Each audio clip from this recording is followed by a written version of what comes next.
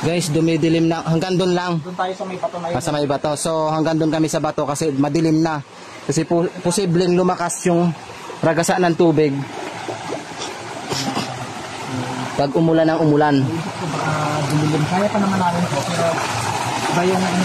Isipin natin yung ating sarili. Ano, nakangiti ka na naman sa akin. Isda. Tingnan nyo guys. May isda na naman dito. Pre, may isda. Inapakan mo yung isda. Hindi ka ba natatakot sa isda? Mata, bibig. Pansinin nyo.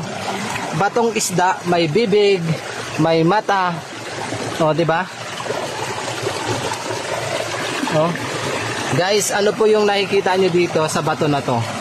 Pansin ko na naman, dito sa bato na to, may bibig, may mata.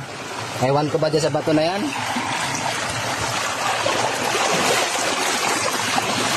Kung ano-anong nakikita ko sa mga bato.